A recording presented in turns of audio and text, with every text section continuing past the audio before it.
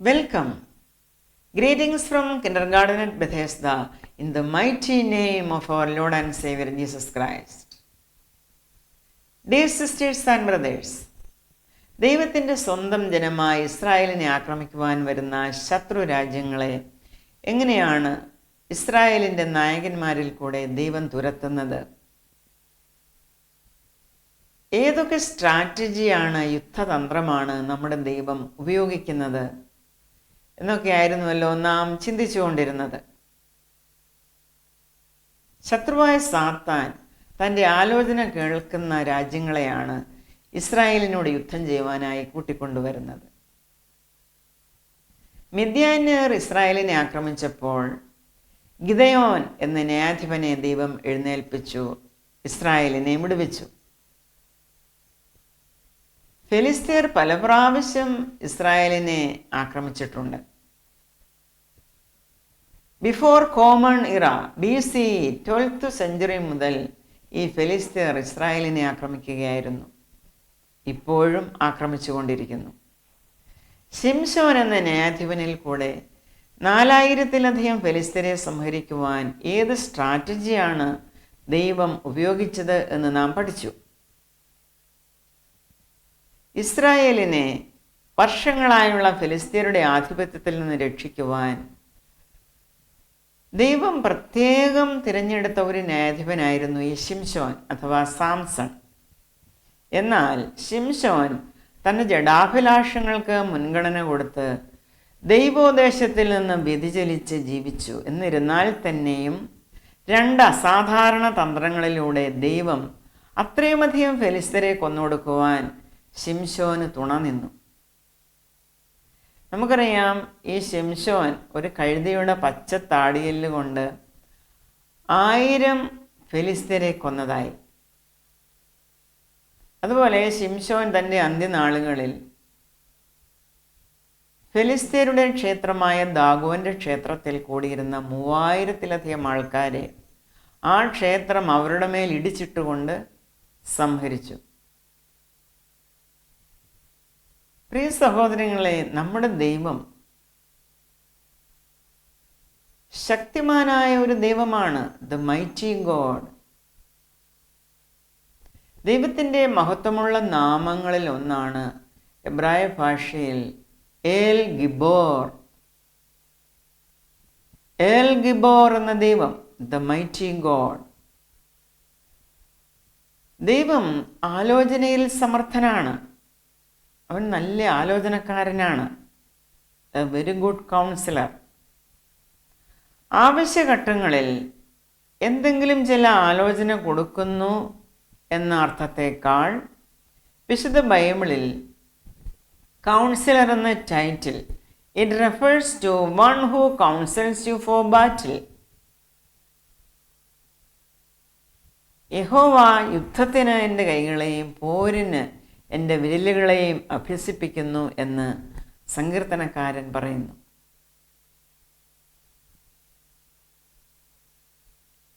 ഇവിടെ കൗൺസിലർ എന്ന അർത്ഥത്തിൽ നാം കർത്താവിനെ കാണുമ്പോൾ നമ്മെ അവൻ യുദ്ധത്തിന് സജ്ജരാക്കുകയാണ്. ആരുമായിട്ടുള്ള യുദ്ധത്തിൽ? സാത്താനുമായുള്ള യുദ്ധത്തിൽ. കാരണം നമ്മുടെ പോരാട്ടം ജഡരക്തങ്ങളോടല്ല, വാഴ്ചകളോടും അധികാരങ്ങളോടും ഈ അന്ധകാരത്തിൻ്റെ ലോകാധിപതികളോടും സ്വർലോകങ്ങളിലെ ദുഷ്ടാത്മസേനയോടുമാണ്. Evil spirits, evil forces. ആ ദുരാത്മസേനയോടാണ് നമ്മുടെ യുദ്ധം. ദൈവമക്കൾക്ക് എതിരായി പ്രവർത്തിക്കുന്നത് ദുഷ്ടനായ സാത്താനാണ്. അതുകൊണ്ടാണ് സങ്കീർത്തനക്കാരൻ പറയുന്നത്, യഹോവ യുദ്ധത്തിന് എൻ്റെ കൈകളെയും പോരിന് എൻ്റെ വിരലുകളെയും അഭ്യസിപ്പിക്കുന്നു എന്ന്. ദൈവത്തിൽ നിന്നും ആ അഭ്യസനം നാം പ്രാപിച്ചാൽ മാത്രമേ നമുക്ക് സാത്താനോട് എതിർത്ത് നിൽക്കുവാനും അവനോട് യുദ്ധം ചെയ്യുവാനും സാധിക്കുകയുള്ളൂ. ഇവിടെ ഫെലിസ്തീനുമായുള്ള ഇസ്രായേലിൻ്റെ യുദ്ധം എങ്ങനെയായിരുന്നു എന്ന് മറ്റൊരു യുദ്ധത്തെപ്പറ്റി ഇവിടെ പറയുന്നതായി നാം കാണുന്നു. അതായത് 1 സാമുവേൽ ചാപ്റ്റർ 17. അവിടെ എങ്ങനെയാണ് ദാവീദ് എന്ന ഒരു പയ്യൻ അഥവാ ഒരു ടീനേജർ ഈ ഫെലിസ്ത്യരെ യുദ്ധത്തിൽ തോൽപ്പിച്ചത്. അതാണ് നാം പഠിക്കുവാൻ പോകുന്നത്. സ്വൈരമായി പാർക്കുന്ന ഈ ഇസ്രായേലിനെ ആക്രമിക്കുന്ന ഈ ഫിലിസ്തീർ അവർ യുദ്ധം വിളിച്ചു വരുത്തുകയാണ്. ഫിലിസ്റ്റൈൻ എന്ന വാക്കിൻ്റെ അർത്ഥം തന്നെ കടന്നുകയറ്റക്കാർ എന്നാണ്. ഇമിഗ്രൻസ്, ഇൻവേഡേഴ്സ്, കുടിയേറ്റക്കാർ, ഇതൊക്കെയാണ് ആ വാക്കിൻ്റെ അർത്ഥം തന്നെ. സ്വൈരമായി പാർക്കുവാൻ ഇസ്രായേലിനെ സമ്മതിക്കാത്ത ഒരു കൂട്ടരാണവർ. യുദ്ധം ചെയ്യുവാൻ ഇസ്രായേൽക്കാർ നിർബന്ധിതരാകുന്നു. അവരുടെ രാജ്യത്തെ അവർക്ക് ഡിഫെൻഡ് ചെയ്യണമല്ലോ. യേശുക്രിസ്തുവിനും മുമ്പ് 3000 വർഷങ്ങൾ, അതായത് ഇന്നേക്ക് 3000 വർഷങ്ങൾക്ക് മുമ്പ്, അതായത് 1020 BC-യിൽ നടന്ന ഒരു യുദ്ധമാണ് നാം ഇവിടെ പഠിക്കുവാൻ പോകുന്നത്. ഇന്നേക്ക് 3000 വർഷങ്ങൾക്ക് മുമ്പ്.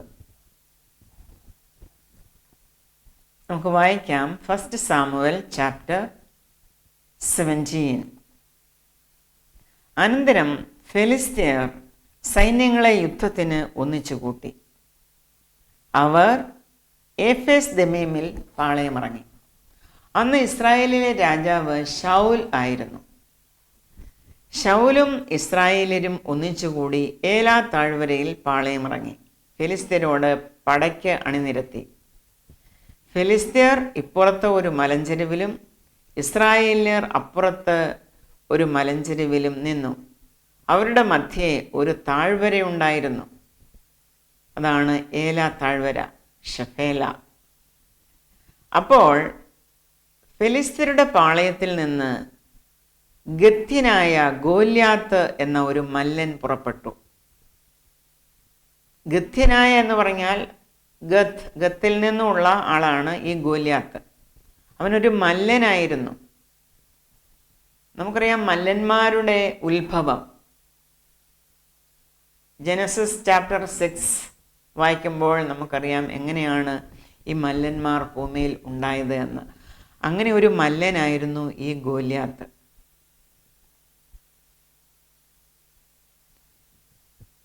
ഈ ഗോല്യാത്ത് 6 മുഴവും 1 ചാണും നെടുപ്പമുള്ളവൻ ആയിരുന്നു. അവന് തലയിൽ ഒരു താമ്ര ശിരസ്ത്രം ഉണ്ടായിരുന്നു. അവൻ 5000 ശേക്കൽ തൂക്കമുള്ള ഒരു താമ്ര കവചവും ധരിച്ചിരുന്നു. അവന് താമ്രം കൊണ്ടുള്ള കാൽച്ചിട്ടയും ചുമലിൽ താമ്രം കൊണ്ടുള്ള ഒരു വേലും ഉണ്ടായിരുന്നു. അവൻ്റെ കുന്തത്തിൻ്റെ തണ്ട് നെയ്ത്തുകാരൻ്റെ പടപ്പ് തടി പോലെയായിരുന്നു. കുന്തത്തിൻ്റെ അലക് 600 ശേക്കൽ ഇരുമ്പ് ആയിരുന്നു. ഒരു പരിചക്കാരൻ അവൻ്റെ മുമ്പേ നടന്നു. ഇത് നാം വായിക്കുമ്പോൾ മനസ്സിലാകുന്ന രീതിയിൽ നമുക്ക് എന്താണ് അവിടെ പറഞ്ഞിരിക്കുന്നതെന്ന്. Then Goliath, a Philistine champion from Gath, came out of the Philistine ranks to face the forces of Israel. He was a giant of a man, measuring over 9 feet tall. അതായത് 9 feet 9 inches. അതാണ് മാസററ്റിക് ടെക്സ്റ്റിൽ പറയുന്നത്. ഈ മാസററ്റിക് text എന്ന് പറയുന്നത് യഹൂദന്മാരുടെ അല്ലെങ്കിൽ എബ്രായരുടെ, അതുപോലെ അറമൈക് ഭാഷയിലൊക്കെ എഴുതിയ തനാഖ്, അവിടെ പറയുന്നതാണ് ഈ വിവരണം. അതായത് ഈ മല്ലന് 9 feet 9 inches ഉയരമുണ്ടായിരുന്നു എന്നുള്ളത്.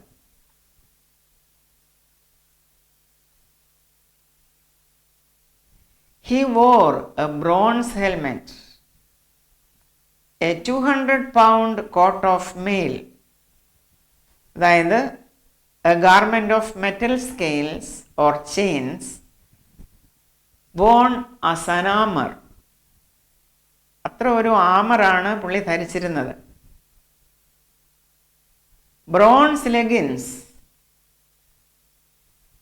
and carried a bronze javelin several inches thick, tipped with a 25-pound iron spearhead, and his armor bearer walked ahead of him with a huge shield.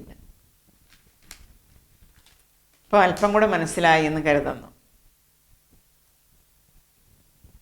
നമുക്ക് തുടർന്ന് വായിക്കാം വേഴ്സ് 8.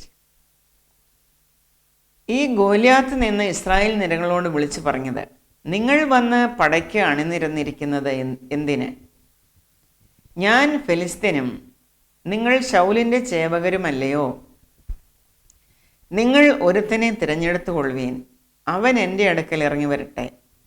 അവൻ എന്നോട് അംഗം പൊരുതി എന്നെ കൊല്ലുവാൻ പ്രാപ്തനായാൽ ഞങ്ങൾ നിങ്ങൾക്ക് അടിമകളാകാം. ഞാൻ അവനെ ജയിച്ചു കൊന്നാൽ നിങ്ങൾ ഞങ്ങൾക്ക് അടിമകളായി ഞങ്ങളെ സേവിക്കണം.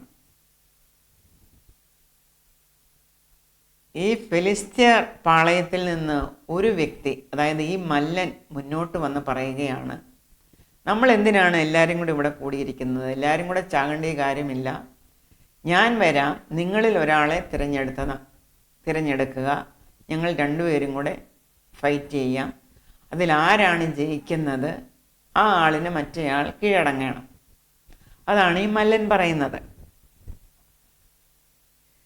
ഗോലിയാത്ത് പിന്നെയും, ഞാൻ ഇന്ന് ഇസ്രായേൽ നിരകളെ വെല്ലുവിളിക്കുന്നു, ഞങ്ങൾ തമ്മിൽ അംഗം പൊരുതേണ്ടതിന് ഒരുത്തനെ വിട്ടുതരുവീനെന്ന് പറഞ്ഞു.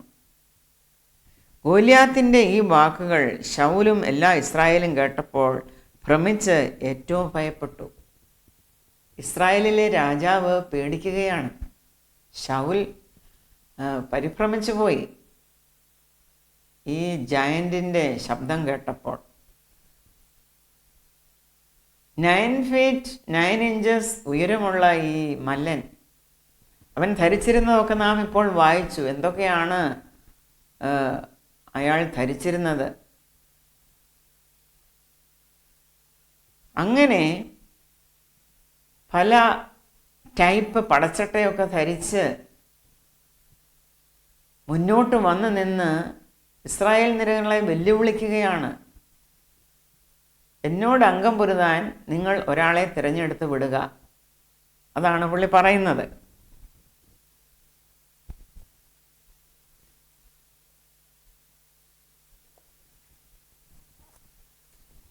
ഇവിടെ ദാവീദ് ആരാണെന്ന് ഉള്ള ഒരു സൂചന കൊടുക്കുന്നു. ദാവീദ് യഹൂദായിലെ ബേത്ലഹേമിൽ ഇശായി എന്നു പേരുള്ള ഒരു എഫ്രാത്യൻ്റെ മകനായിരുന്നു. ഇശായിക്ക് 8 മക്കളുണ്ടായിരുന്നു. അവൻ ശൗലിൻ്റെ കാലത്ത് വയസ്സ് ചെന്ന വൃദ്ധനായിരുന്നു. ഇശായിയുടെ മൂത്ത മക്കൾ മൂവരും പുറപ്പെട്ട് ശൗലിൻ്റെ കൂടെ യുദ്ധത്തിന് ചേർന്നിരുന്നു. അതായത് ഈ ഇശായിയുടെ മൂത്ത മക്കളിൽ 3 പേർ പട്ടാളത്തിലായിരുന്നു, ശൗലിൻ്റെ സേനയിലുണ്ടായിരുന്നു. യുദ്ധത്തിന് പോയ 3 മക്കൾ, അവരുടെ പേരിവിടെ പറയുന്നുണ്ട്. മൂത്ത മകൻ ഏലിയാബ്, അവൻ്റെ അനുജൻ അബീനാദാബ്, മൂന്നാമത്തവൻ ശമ്മ. ദാവീദ് എല്ലാവരിലും ഇളയവനായിരുന്നു, 8ാമത്തവനായിരുന്നു. ഈ ശൗലിനെ നേരത്തെ ഒരു അസൈൻമെൻറ്റ് ഈ ഇസ്രായേൽ രാജാവിൻ്റെ കൊട്ടാരത്തിൽ കൊടുത്തിരുന്നു. അതായത് ഈ ശൗൽ രാജാവിന് ഇടയ്ക്കിടയ്ക്ക് ദുരാത്മാവ് കയറും.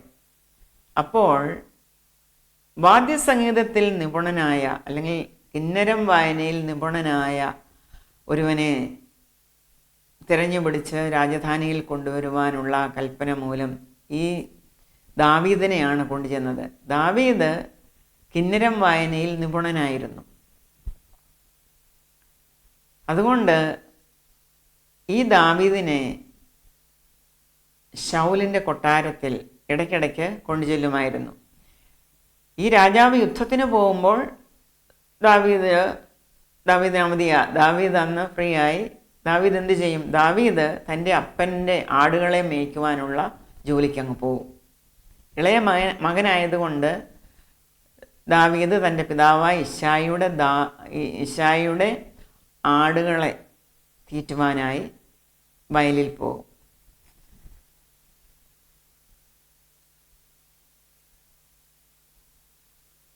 ഇവിടെ വേഴ്സ് 16 വായിക്കുന്നത്, ഗോലിയാത്ത് 40 ദിവസം മുടങ്ങാതെ രാവിലെയും വൈകുന്നേരവും മുന്നോട്ട് വന്നു നിന്നു. അപ്പോൾ ഈ പട തുടങ്ങിയിട്ട് 40 ദിവസമായി. അപ്പോഴെല്ലാം ഈ 40 ദിവസവും ഈ ഗോലിയാത്ത് ഇസ്രായേൽ നിരകളെ വെല്ലുവിളിച്ചുകൊണ്ട് മുന്നോട്ട് വന്ന് നിൽക്കുകയാണ്. ആരെങ്കിലും ധൈര്യമുള്ളവനുണ്ടോ? വാ, എന്നോട് യുദ്ധം ചെയ്യ് എന്നാണ് പുള്ളി പറയുന്നത്.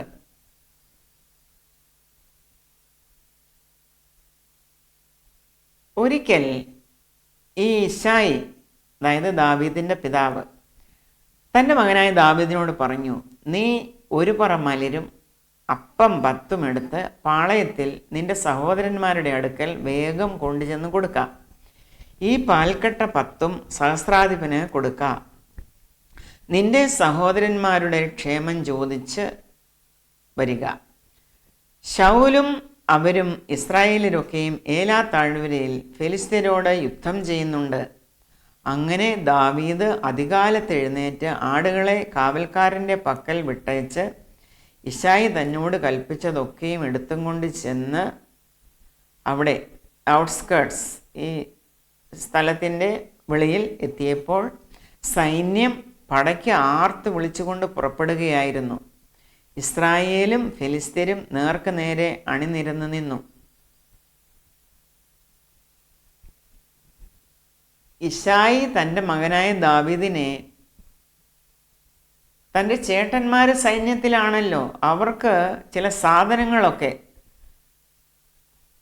ഭക്ഷണ സാധനങ്ങളൊക്കെ കൊണ്ടു കൊടുക്കുവാനായി ഈ ദാവീദിനെ വിടുകയാണ്. എന്തൊക്കെയായിരുന്നു കൊണ്ട് കൊടുക്കുവാനായി കൊടുത്തുവിട്ടത്? ഒരു പറ മലര്, 10 അപ്പം, അതുപോലെ സഹസ്രാധിപന് കൊടുക്കുവാൻ 10 പാൽക്കട്ട, ഇതെല്ലാം കൊടുത്ത് വിടുകയാണ് ഇളയ മകനായ ദാവീദിനെ യുദ്ധസ്ഥലത്തേക്ക്. അപ്പോൾ എവിടെയാണ് ഈ യുദ്ധം നടക്കുന്നത് എന്നൊക്കെ ഈ ഇശായി പറഞ്ഞു വിട്ടു. ഏലാ താഴ്വരയിലാണ് സൈന്യങ്ങൾ 2 വശത്തും അണിനിരന്നിരിക്കുന്നത് എന്നൊക്കെ പറഞ്ഞ് വിടുകയാണ്. ഇവിടെ വേഴ്സ് 22 നാം വായിക്കുന്നു, ദാവീദ് തൻ്റെ സാമാനം പടക്കോപ്പ് സൂക്ഷിക്കുന്നവൻ്റെ പക്കൽ ഏൽപ്പിച്ചും വെച്ച് അണിയിൽ ഓടിച്ചെന്ന് തൻ്റെ സഹോദരന്മാരോട് കുശലം ചോദിച്ചു. അവൻ അവരോട് സംസാരിച്ചുകൊണ്ട് നിൽക്കുമ്പോൾ ഗോലിയാത്ത് എന്ന ഈ മല്ലൻ ഫെലിസ്ത്യരുടെ നിരകളിൽ നിന്ന് പുറപ്പെട്ടു വന്ന് മുമ്പിലത്തെ വാക്കുകൾ തന്നെ പറയുന്നത് ദാവീദ് കേട്ടു. എന്താണ് ഈ ഗോലിയാത്ത് മുമ്പേ പറഞ്ഞ വാക്കുകൾ? ഞാനിന്ന് ഇസ്രായേൽ നിരകളെ വെല്ലുവിളിക്കുന്നു, ഞങ്ങൾ തമ്മിൽ അംഗം പൊരുതേണ്ടതിന് ഒരുത്തനെ വിട്ടുതരുവീൻ. അതാണ് ഈ ഫെലിസ്ത്യൻ പറയുന്നത്. വെല്ലുവിളിക്കുകയാണ്. ആരെങ്കിലും വാ വാ എന്നാണ് വിളിക്കുന്നത്. ഇത് ദാവീദ് കേട്ടു. അവനെ കണ്ടപ്പോൾ ഇസ്രായേലരൊക്കെയും ഏറ്റവും ഭയപ്പെട്ട് അവൻ്റെ മുമ്പിൽ നിന്ന് ഓടി. ഈ ഫെലിസ്ത്യനെ, ഈ ഗോലിയാത്തിനെ കണ്ടാൽ തന്നെ പേടി വരും. അവൻ്റെ ആകാരവും അവൻ്റെ പടച്ചട്ടകളും കയ്യിലിരിക്കുന്ന വേലും കുന്തവും, മുന്നിൽ പരിചക്കാരൻ ഒരു പരിചയം പിടിച്ചുകൊണ്ട് നടക്കുന്നുണ്ട്. ഇതൊക്കെ കാണുമ്പോൾ തന്നെ, ഇത് കണ്ടാൽ മാത്രം പോരാ, ഈ പുള്ളി വെല്ലുവിളിക്കുകയും കൂടെയാണ്. അപ്പോൾ അവനെ കണ്ടപ്പോൾ ഇസ്രായേലരൊക്കെയും ഏറ്റവും ഭയപ്പെട്ട് അവൻ്റെ മുമ്പിൽ നിന്ന് ഓടി. എന്നാറെ ഇസ്രായേല്യർ വന്നു നിൽക്കുന്ന ഇവനെ കണ്ടുവോ? അവൻ ഇസ്രായേലിനെ നിന്ദിപ്പാൻ വന്നിരിക്കുന്നു. അവനെ കൊല്ലുന്നവനെ രാജാവ് മഹാസമ്പന്നനാക്കുകയും തൻ്റെ മകളെ അവന് കൊടുക്കുകയും അവൻ്റെ പിതൃഭവനത്തിന് ഇസ്രായേലിൽ കരമൊഴിവ് കൽപ്പിച്ചു കൊടുക്കുകയും ചെയ്യും എന്ന് പറഞ്ഞു. ഇത് ദാവീദ് കേട്ടു. അതായത് ഈ ഫെലിസ്ത്യനെ ആരാണ് എതിരിടുന്നത്? എതിരിട്ട് തോൽപ്പിച്ചാൽ ഈ ശൗൽ എന്ന ഇസ്രായേലിലെ രാജാവ് പറയുകയാണ്, രാജാവ് അവനെ മഹാസമ്പന്നനാക്കുകയും തൻ്റെ മകളെ അവന് കല്യാണം കഴിച്ചു കൊടുക്കുകയും അവൻ്റെ പിതൃഭവനത്തിന് ഇസ്രായേലിൽ കരമൊഴിവ് കൽപ്പിച്ചു കൊടുക്കുകയും ചെയ്യും. ദാവീദ് ഇത് കേട്ടപ്പോൾ പറയുകയാണ്, ഈ ഗോലിയാത്തിനെ കൊന്ന് ഇസ്രായേലിൽ നിന്ന് നിന്നയെ നീക്കിക്കളയുന്നവന് എന്തു കൊടുക്കും? ജീവനുള്ള ദൈവത്തിൻ്റെ സേനകളെ നിന്ദിപ്പാൻ ഈ അഗ്രചർമ്മിയായ ഫിലിസ്തീൻ ആരെന്ന് പറഞ്ഞു. അതിന് ജനം, അവനെ കൊല്ലുന്നവന് ഇന്നതൊക്കെയും കൊടുക്കുമെന്ന് അവനോട് ഉത്തരം പറഞ്ഞു. അവരോട് അവൻ സംസാരിക്കുന്നത് അവൻ്റെ മൂത്ത ജ്യേഷ്ഠൻ ഏലിയാബ് കേട്ട് ദാവീദിനോട് കോപിച്ചു. നീ ഇവിടെ എന്തിനു വന്നു? മരുഭൂമിയിൽ ആ കുറേ ആടുകളുള്ളത് നീ ആരുടെ പക്കൽ വിട്ടേച്ചു പോന്നു? നിന്റെ അഹങ്കാരവും നിങ്ങളഭാവവും എനിക്കറിയാം. പട കാണുവാനല്ലേ നീ വന്നത് എന്ന് പറഞ്ഞു.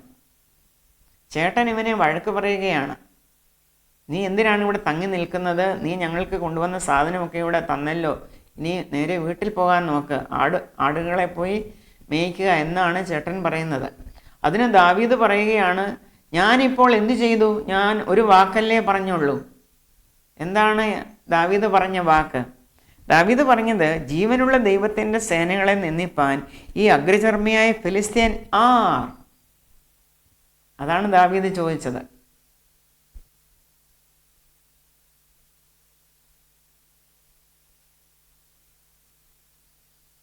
ദാവീദ് പറഞ്ഞ വാക്കുകൾ പരസ്യമായപ്പോൾ ശൗലിനും അറിവ് കിട്ടി.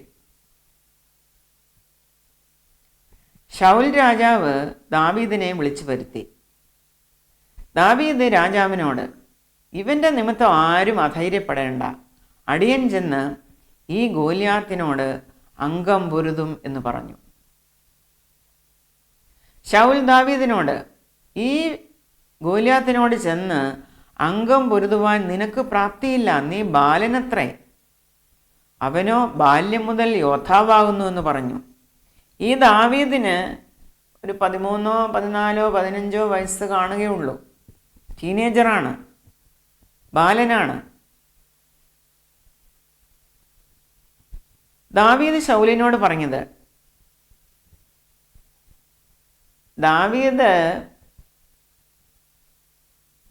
ശൗൽ ദാവീദിനോട് പറഞ്ഞു, നീ ബാലനാണ്, ആ വെല്ലുവിളിക്കുന്ന ഗോലിയാത്താണെങ്കിൽ ചെറുപ്പം മുതലേ അവൻ ബാല്യം മുതലേ യോദ്ധാവാകുന്നു, നിനക്കവനോട് ഏറ്റുമുട്ടുവാൻ കഴിയുകയില്ല.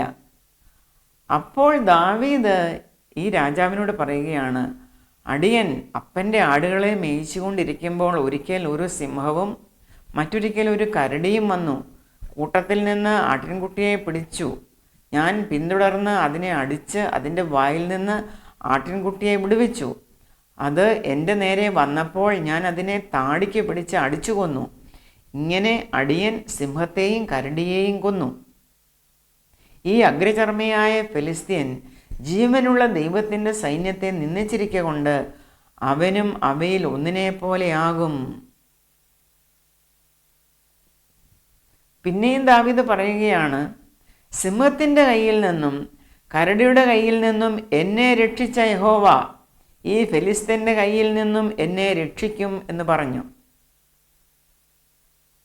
ഈ പയ്യൻ്റെ ചങ്കൂറ്റം നോക്കിക്കോണം. ദാവീദിന് ഇത്രമാത്രം ധൈര്യം എവിടുന്ന് കിട്ടിയ സഹോദരങ്ങളെ?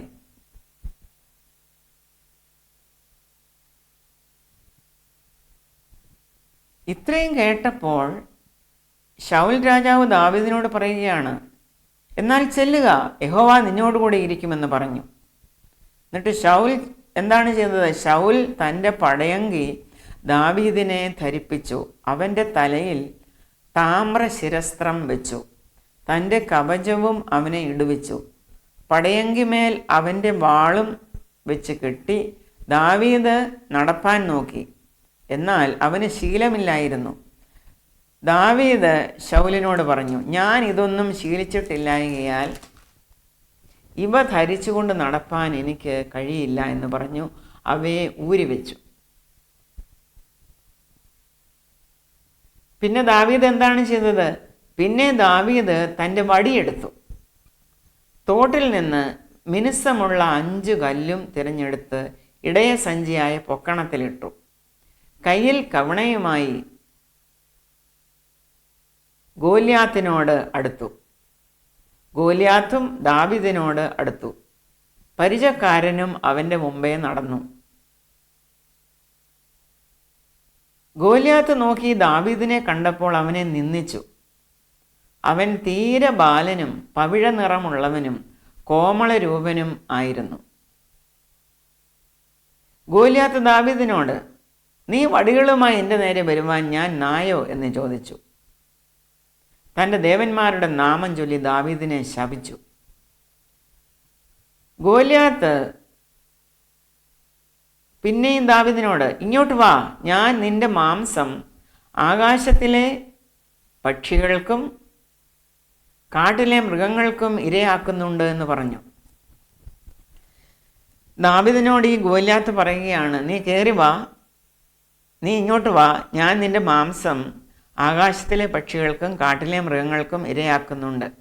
അതായത് നിന്നെ കൊല്ലും, നിന്നെ ഒന്ന് ഞൊട്ടാൻ മാത്രമേ ആളുള്ളൂ, നീ ഒരു ബാലനാ. പറയുകയാണ് ദാവീദ് ഫിലിസ്തീനോട് എന്താണ് പറഞ്ഞത്? നീ വാളും കുന്തവും വേലുമായി എൻ്റെ നേരെ വരുന്നു. ഞാനോ നീ നിന്ദിച്ചിട്ടുള്ള ഇസ്രായേൽ നിരകളുടെ ദൈവമായ സൈന്യങ്ങളുടെ യഹോവയുടെ നാമത്തിൽ നിന്റെ നേരെ വരുന്നു. യഹോവ ഇന്ന് തന്നെ നിന്നെ എൻ്റെ കയ്യിൽ ഏൽപ്പിക്കും. ഞാൻ നിന്നെ കൊന്ന് നിന്റെ തല ഛേദിച്ചു കളയും. അത്രയുമല്ല, ഞാൻ ഇന്ന് ഫെലിസ്ത്യ സൈന്യങ്ങളുടെ ശവങ്ങളെ ആകാശത്തിലെ പക്ഷികൾക്കും ഭൂമിയിലെ മൃഗങ്ങൾക്കും ഇരയാക്കും. ഇസ്രായേലിൽ ഒരു ദൈവമുണ്ട് എന്ന് സർവ്വഭൂമിയും ഇന്നറിയും. യഹോവ വാൾ കൊണ്ടും കുന്തം കൊണ്ടുമല്ല രക്ഷിക്കുന്നത് എന്ന് ഈ സംഘമെല്ലാം അറിയുവാൻ ഇടവരും. യുദ്ധം യഹോവയ്ക്കുള്ളത്, അവൻ നിങ്ങളെ ഞങ്ങളുടെ കയ്യിൽ ഏൽപ്പിച്ചു തരും. ഇത്രയും കാര്യമാണ് ഈ ബാലനായ ദാവീദ് ആ ഗോല്യാത്തിനോട് പറഞ്ഞത്. ഈ ദാവീദ് എത്രമാത്രം ദൈവാഭിമുഖ്യമുള്ളവനായിരുന്നു. അവൻ്റെ വീട്ടിൽ അങ്ങനെയാണ് ഇശായി ഈ മക്കളെയെല്ലാം വളർത്തിയത്. യഹോവയാം ദൈവത്തെ ആരാധിക്കുവാനും ദൈവത്തിൻ്റെ സർവശക്തിയും മഹത്വവും എല്ലാം ഗ്രഹിക്കുവാനും മനസ്സിലാക്കുവാനും അവരെ അഭ്യസിപ്പിക്കുകയും പഠിപ്പിക്കുകയും എല്ലാം ചെയ്ത ഒരു ഭവനമായിരുന്നു ഇശായിയുടെ ഭവനം. അതുകൊണ്ടാണ് അവിടുത്തെ ഇളയ മകനായ ഈ ദാവീദ് ഇത്രമാത്രം ദൈവത്തിൻ്റെ കാര്യങ്ങൾ പറയണമെങ്കിൽ, അല്ലെങ്കിൽ തന്നെ ഇസ്രായേൽ സൈന്യത്തെ വെല്ലുവിളിച്ച ആ മല്ലനായ ഗോല്യാത്തിനോട് ഇത്രയും കാര്യങ്ങൾ പറയണമെങ്കിൽ, ആ ചെറിയ പയ്യൻ ഇത് പറയണമെങ്കിൽ അവൻ എത്രമാത്രം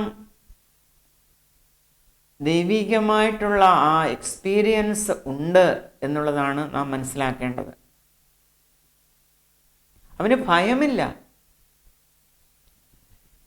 ദൈവമുള്ളവന് ഭയമില്ല സഹോദരങ്ങളെ. ദൈവം ഇവൻ്റെ പക്ഷത്തില്ലായിരുന്നുവെങ്കിൽ ഇവൻ ആ ഗോല്യാത്തിൻ്റെ മുമ്പിൽ ഭയന്ന് വിറച്ച് ഓടുമായിരുന്നു. അങ്ങോട്ട് അടുക്കുക പോലും ചെയ്യില്ലായിരുന്നു. എന്താണ് ഈ ദാവീദ് പറഞ്ഞത് എന്ന് നമുക്കൊന്നുകൂടെ വായിക്കാം.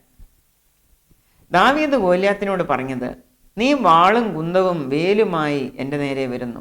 ഞാനോ നീ നിന്ദിച്ചിട്ടുള്ള ഇസ്രായേൽ നിരകളുടെ ദൈവമായ സൈന്യങ്ങളുടെ യഹോവയുടെ നാമത്തിൽ നിന്റെ നേരെ വരുന്നു. യഹോവ ഇന്ന് നിന്നെ എൻ്റെ കയ്യിൽ ഏൽപ്പിക്കും. ഞാൻ നിന്നെ കൊന്ന് നിന്റെ തല ഛേദിച്ചു കളയും. അത്രയുമല്ല, ഞാൻ ഇന്ന് ഫെലിസ്ത്യ സൈന്യങ്ങളുടെ ശവങ്ങളെ ആകാശത്തിലെ പക്ഷികൾക്കും ഭൂമിയിലെ മൃഗങ്ങൾക്കും ഇരയാക്കും. ഇസ്രായേലിൽ ഒരു ദൈവമുണ്ട് എന്ന് സർവ്വഭൂമിയും ഇന്നറിയും. യഹോവ വാൾ കൊണ്ടും കുന്തം കൊണ്ടുമല്ല രക്ഷിക്കുന്നത് എന്ന് ഈ സംഘമെല്ലാം അറിവാനിടവരും. യുദ്ധം യഹോവയ്ക്കുള്ളത്, അവൻ നിങ്ങളെ ഞങ്ങളുടെ കയ്യിൽ ഏൽപ്പിച്ചു തരും. പിന്നെ ഗോല്യാത്ത് ദാവീദിനോട് എതിർപ്പാൻ നേരിട്ടടുത്തപ്പോൾ ദാവീദ് ബന്ധപ്പെട്ട് ഗോല്യാത്തിനോട് എതിർപ്പാൻ അണിക്ക് നേരെ ഓടി. ഈ ഗോല്യാത്ത് ദാവീദിൻ്റെ അടുത്തേക്ക് പരേഡ് ചെയ്ത് വരികയാണ്. അവൻ്റെ വേഷഭൂഷാദികളും അവൻ്റെ പടച്ചട്ടയും അവൻ്റെ ഹെൽമെറ്റും അവൻ്റെ ലെഗിൻസും എല്ലാം ഫുള്ളി ആമേഡ്. അങ്ങനെയുള്ള ഒരു ആൾ ഇങ്ങനെ നടന്നു വരികയാണ്. മുന്നിൽ ആരുണ്ട്? പരിച പിടിക്കാൻ പരിചക്കാരനുണ്ട്. ഇങ്ങനെ വരുമ്പോൾ ഈ ദാവീദ് ഓടുകയാണ്, അണിക്ക് നേരെ ഓടുകയാണ്. അതായത് ഗോലിയാത്തിൻ്റെ അടുത്തേക്ക് ഓടുകയാണ്. ഇതുപോലെ പരേഡ് ചെയ്യുകയല്ല. ദാവീദ് തൻ്റെ ഇടയസഞ്ചിയിൽ കൈയിട്ട് ഒരു കല്ലെടുത്തു, കവിണയിൽ വെച്ച് വീശി ഗോലിയാത്തിൻ്റെ നെറ്റിക്ക് എറിഞ്ഞു. കല്ല് അവൻ്റെ നെറ്റിയിൽ കൊണ്ട് പതിഞ്ഞു. അവൻ കവിണു വീണു. ഇങ്ങനെ ദാവീദ് ഒരു കവിണയും ഒരു കല്ലും കൊണ്ട് ഗോലിയാത്തിനെ ജയിച്ചു, ഫിലിസ്ത്യരെ കൊന്നുമുടിച്ചു. എന്നാൽ ദാവീദിൻ്റെ കയ്യിൽ വാളില്ലായിരുന്നു. ആകയാൽ ദാവീദ് ഓടിച്ചെന്ന് ഫിലിസ്ത്യൻ്റെ പുറത്ത് കയറി നിന്ന് അവൻ്റെ വാൾ ഉറയിൽ നിന്ന് ഊരിയെടുത്ത് അവനെ കൊന്നു, അവൻ്റെ തല വെട്ടിക്കളഞ്ഞു. തങ്ങളുടെ മല്ലൻ മരിച്ചുപോയി എന്ന് ഫിലിസ്ത്യർ കണ്ടിട്ട് ഓടിപ്പോയി. ഇസ്രായേല്യരും യഹൂദ്യരും പുറപ്പെട്ട് ആർത്തും കൊണ്ട് ഗത്തും എക്രോൻ വാതിലുകളും വരെ ഫിലിസ്ത്യരെ പിന്തുടർന്നു. ഫിലിസ്ത്യ ഹതന്മാർ ഷയരേമിനുള്ള വഴിയിൽ ഗത്തും എക്രോനും വരെ വീണുകിടന്നു. ഇങ്ങനെ ഇസ്രായേൽ മക്കൾ ഫിലിസ്ത്യരെ ഓടിക്കുകയും മടങ്ങി വന്ന് അവരുടെ പാളയം കൊള്ളയിടുകയും ചെയ്തു. എന്നാൽ ദാവീദ് ഗോലിയാത്തിൻ്റെ തല എടുത്ത് അതിനെ യെരുശലേമിലേക്ക് കൊണ്ടുവന്നു. അവൻ്റെ ആയുധവർഗമോ തൻ്റെ കൂടാരത്തിൽ സൂക്ഷിച്ചു വെച്ചു. ദാവീദ് ഗോലിയാത്തിനെ സംഹരിച്ച ശേഷം അവർ മടങ്ങി വരുമ്പോൾ ഇസ്രായേലിലെ പട്ടണങ്ങളിൽ നിന്നൊക്കെയും സ്ത്രീകൾ പാടിയും നൃത്തം ചെയ്തും കൊണ്ട് തപ്പും തമ്പുരുവുമായി സന്തോഷത്തോടെ ശൗൽ രാജാവിനെ എതിരേറ്റ് ചെന്നു. സ്ത്രീകൾ വാദ്യഘോഷത്തോടെ ഗാനപ്രതിഗാനമായി ശൗൽ 1000 കൊന്നു, ദാവീദോ 10,000 എന്ന് പാടി.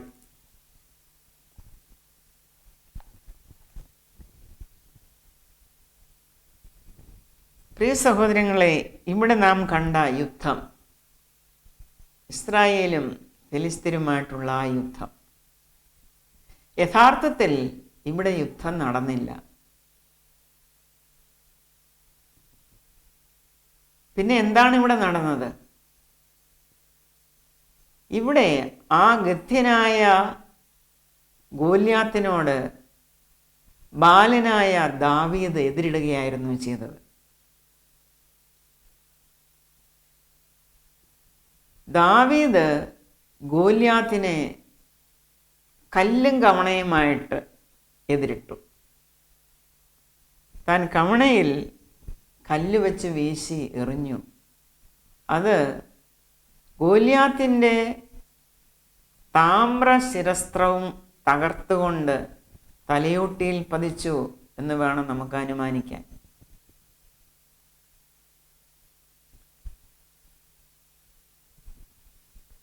പൂർണ്ണമായും പടക്കോപ്പുകൾ അണിഞ്ഞ ഈ ഗോലിയാത്തിനെ എങ്ങനെയാണ് ആ ഗോലിയാത്തിൻ്റെ നെറ്റിക്ക് ഈ കല്ല് കൊണ്ടത്? അത്രമാത്രം ഊക്കോടെ ആയിരിക്കണം ഈ ദാവീദ് എറിഞ്ഞത്. നമുക്കറിയാം, ന്യായാധിപന്മാരുടെ പുസ്തകത്തിൽ അതിൻ്റെ 20-ാം അധ്യായം 16-ാം വാക്യത്തിൽ നാം ഇങ്ങനെ കാണുന്നു: ഈ ഇസ്രായേല്യർ നല്ല സ്ലിംഗേഴ്സ് ആയിരുന്നു,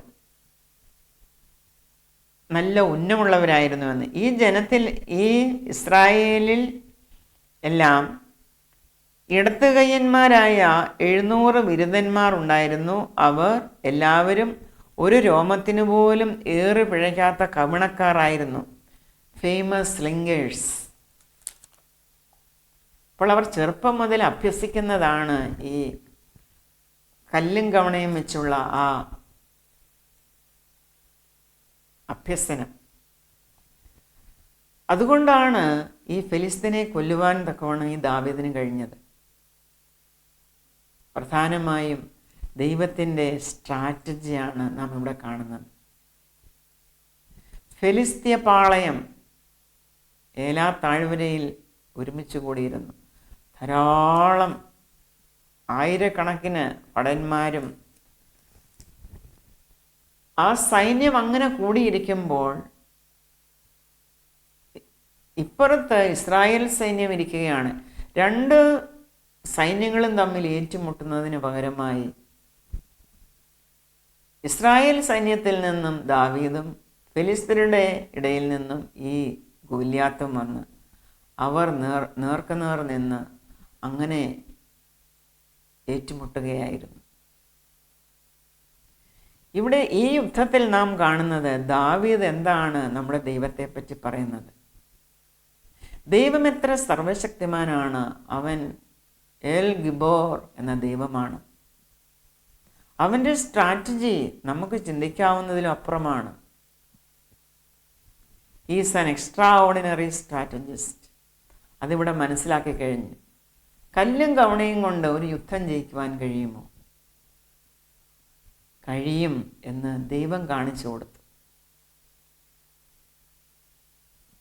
പ്രിയ സഹോദരങ്ങളെ, നാം ഈ വേദഭാഗം പഠിക്കുമ്പോൾ, നാം ശത്രുവിനോട് നേരിടുമ്പോൾ, അല്ലെങ്കിൽ ശത്രുവായ സാത്താനോടും അവൻ്റെ സൈന്യത്തോടും നാം നേരിടുമ്പോൾ, നാം ദൈവത്തിൽ ആശ്രയിച്ചുകൊണ്ട് ദൈവത്തിൻ്റെ കൽപ്പനകൾ പ്രമാണിച്ച് ദൈവാഭിമുഖത്തിൽ നാം ജീവിച്ചുകൊണ്ട് ദൈവം നമ്മിലും നാം ദൈവത്തിലും വസിക്കുകയാണെങ്കിൽ നമുക്ക് ഈ ദാവീദിനെ പോലെ പറയുവാനും ധൈര്യമായി നിൽക്കുവാനും ഭയമില്ലാതെ ഏത് പ്രതികൂലം വന്നാലും അതിൻ്റെ മുമ്പിൽ നെഞ്ചു വിരിച്ച് നിൽക്കുവാനും ശത്രുവിനെ തോൽപ്പിക്കുവാനും കഴിയും.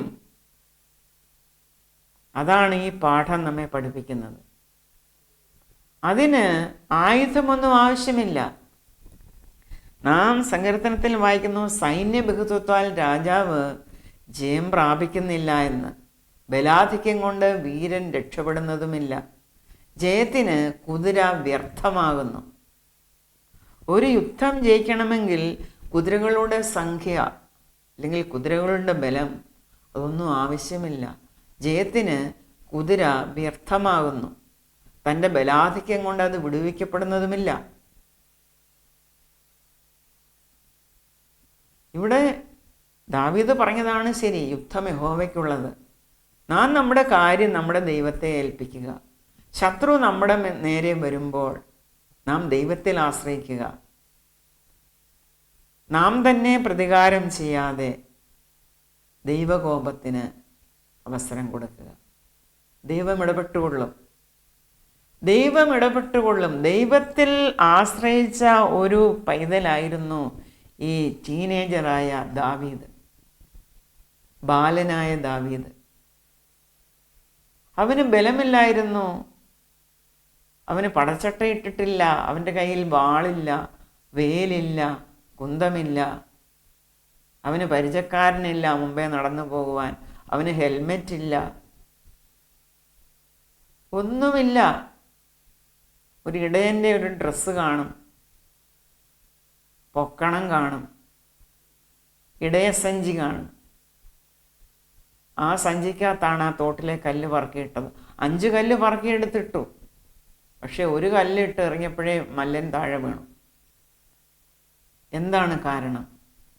ദൈവം ദാവീദിൻ്റെ കൂടെ ഉണ്ടായിരുന്നു. കാരണം അവൻ പാടി സ്തുതിക്കുന്നത് ദൈവത്തെയായിരുന്നു, ഇസ്രായേലിൻ്റെ ദൈവത്തെയായിരുന്നു. അവൻ അപ്പൻ്റെ ആടുകളെ മേയിച്ചുകൊണ്ട് നടക്കുമ്പോഴൊക്കെയും അവൻ കിന്നരം കൊണ്ട് ദൈവത്തിൻ്റെ സ്തുതിഗീതങ്ങൾ അവൻ ആലപിക്കും. കിന്നരവായനയിൽ അവൻ നിപുണനായിരുന്നു എന്നാണ് വിശുദ്ധ ബൈബിൾ പറയുന്നത്. നമുക്കറിയാം, ദാവീദിൻ്റെ സങ്കീർത്തനങ്ങളെല്ലാം, ധാരാളം സങ്കീർത്തനങ്ങൾ അവൻ രചിച്ചിട്ടുണ്ട്. അങ്ങനെ ദൈവാഭിമുഖ്യമുള്ള ഒരു മകനായിരുന്നു ഈ ദാവീദ്. ദൈവം അവനെ സ്നേഹിച്ചിരുന്നു, ദൈവം അവനെ ഇഷ്ടപ്പെട്ടിരുന്നു. ദൈവത്തെ സ്നേഹിക്കുന്നവനെ ദൈവം സ്നേഹിക്കും. അവൻ്റെ വാക്കുകൾ, മല്ലനായ ആ ഗോലിയാത്തിനോട് പറഞ്ഞ, ധൈര്യമായി നിന്ന് പറഞ്ഞ ആ കൊച്ചു പയ്യൻ്റെ വാക്കുകൾ എല്ലാവരെയും അമ്പരപ്പിച്ചു. ഫിലിസ്തീൻ പോലും പേടിച്ചു പോയി കാണും. എന്താണ് അവനങ്ങനെ പറയുവാൻ കാരണം?